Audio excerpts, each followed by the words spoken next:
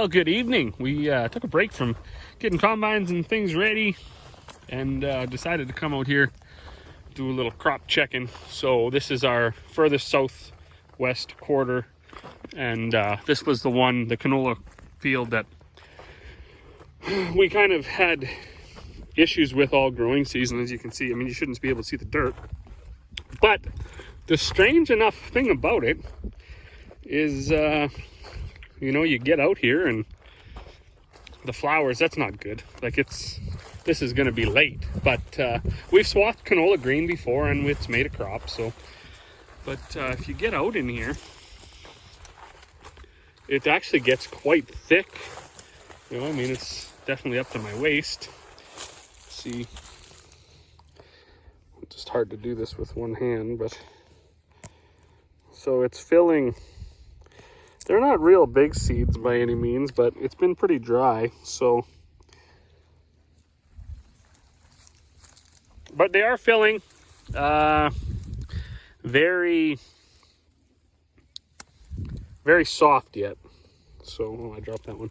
Of course, the ones near the bottom are going to be the biggest, and then they play out as they get up to the top. So, something like this is actually a decent enough size pod. It's actually thick enough. Of course, they're going to dry out as it dries down and matures, but overall, pretty impressed at this one for kind of coming back at all, because it looked pretty sad during the growing season. All right, well, now we're on to our pea and canola intercrop. So this year I seeded the canola a little heavier than I normally do, and I think that was probably not a very good idea, because I think it took away from the peas quite a bit. So I'm just walking out here a bit from the road. We seeded this east and west, but the canola looks really good. So I have a feeling we're going to have a lot more bushels of canola than we do peas. But we'll just pop down here and see if there's any peas growing in with the canola. So when we squat down here, now the peas, they didn't get as tall, but the reason we do this, as you all know if you've been watching this channel, is the peas crawl up the canola and they won't fall over. So when we come in to swath it, we will you'll end up with really clean peas. So you also don't get very little dirt, if any, and it's a lot easier on your equipment, because the canola kind of crushes or squishes as the peas are going through the augers and through the machines, and it creates a little bit of a cushion so the peas don't break.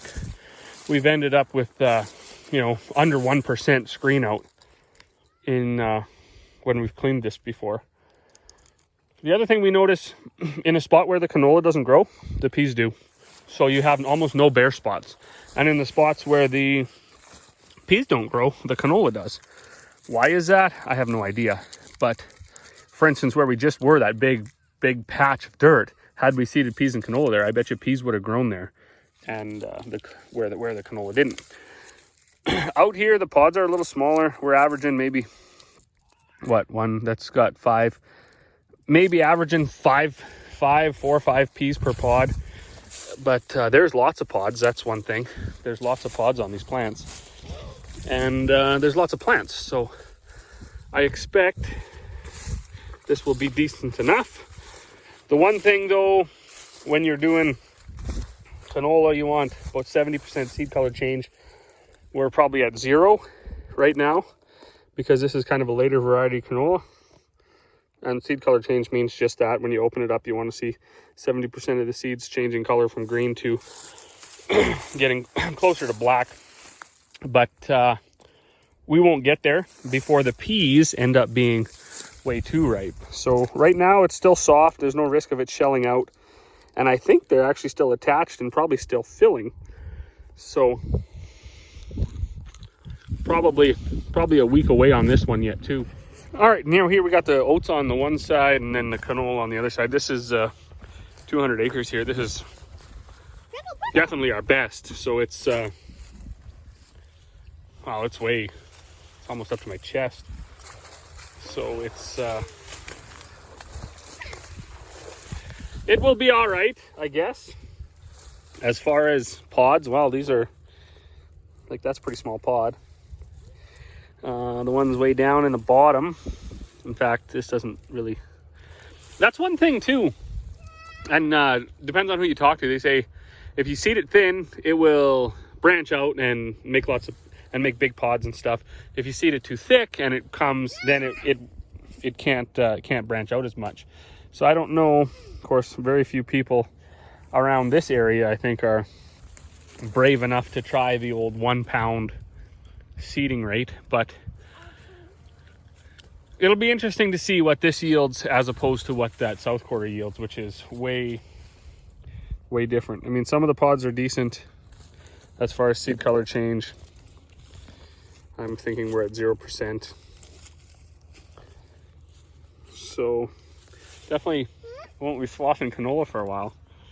But as far as the stand goes, this looks like way better of a crop. So we'll slip over here and check the oats.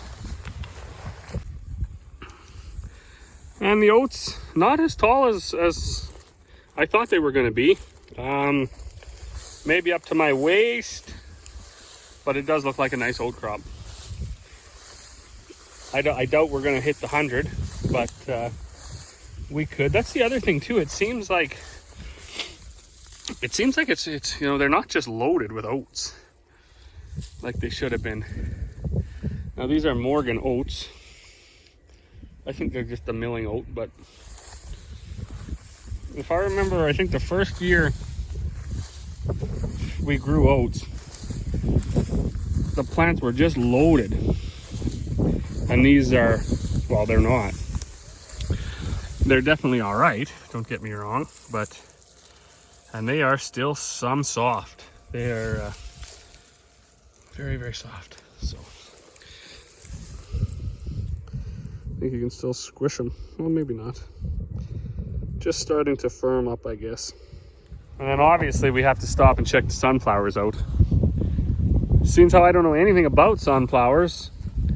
I'm not going to be able to tell you if they're going to make it. These bumblebees are happy though. There's bumblebees on almost, yeah, there's just a ton of them have bumblebees on them. That's great. This one has 2 bumblebees on it. This one has 2 on it. So we're doing our part.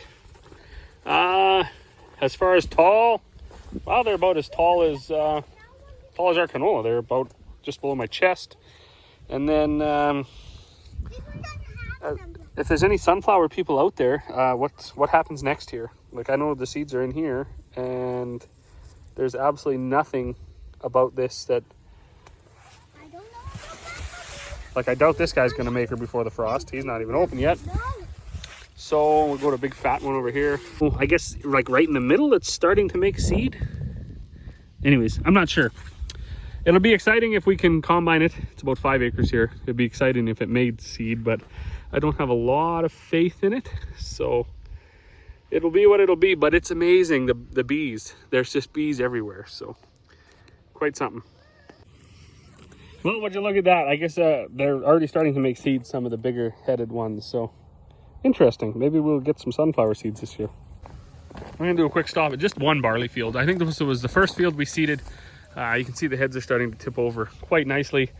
That is an indication that there's going to be decent bushel weight. It is quite tall. It's up to my waist. The heads on the barley seem to be quite big this year, and they're quite full, like plump. So maybe this is just one of the years where barley could handle the growing conditions, I guess.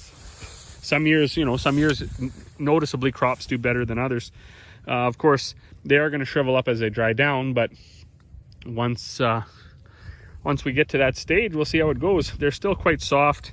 This one right here is going to be a little bit harder. It was more, actually would be very hard dough. If you grab one that's still a bit green yet, you can actually squish it. So barley is coming along very well. Looks like should be a decent enough crop. And this is the pea field that we seeded by itself.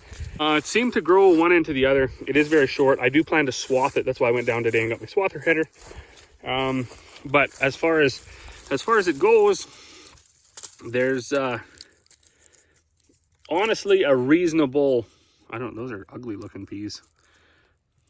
Those might be those dun peas. Someone said there were dun peas that grow in here, the purple plants.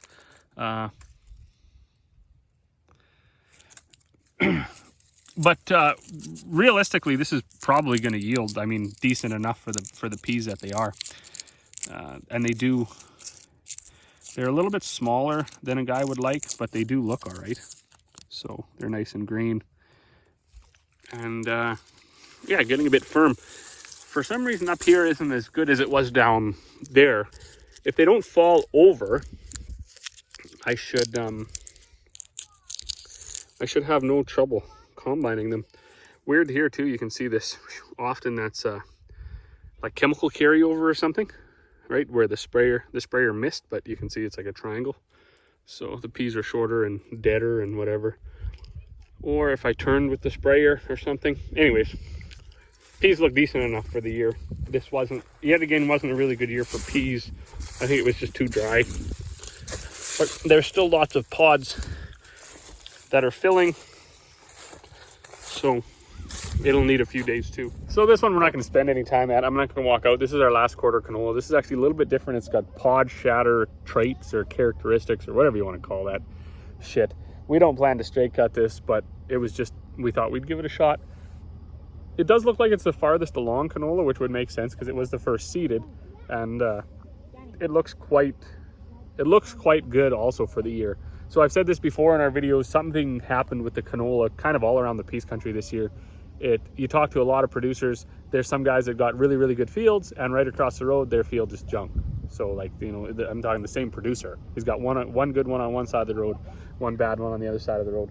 So there are some different articles about standardizing vigor tests, and there was something wrong with the seed from certain companies.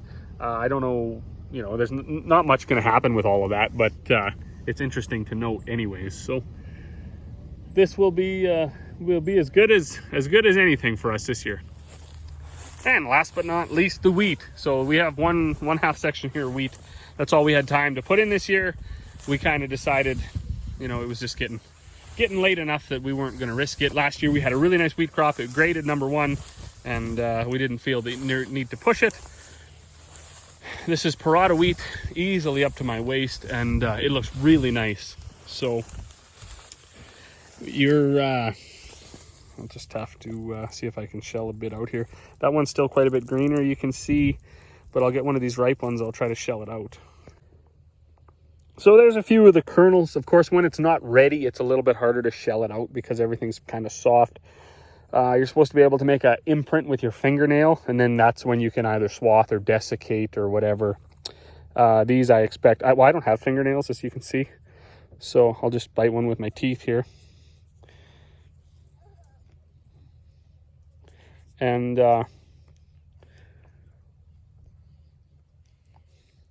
still quite soft, but I mean, it's getting there. Last year we started combining wheat on the 17th of August. That's 2 days from now. I think it's the 15th today. So we definitely won't be in 2 days, but I mean, we could be as early as the end of next week if the weather stays nice. So as always, to those who are watching, thank you very much. If you're not subscribed yet to the channel, please go ahead and do so. And if you're watching from somewhere else in the country, on the continent, or anywhere in the world, leave a comment. Let me know how your crops are doing. I'm always interested to learn about growing seasons in other places, crops produced in other places, stuff like that. So we will see you all on the next one.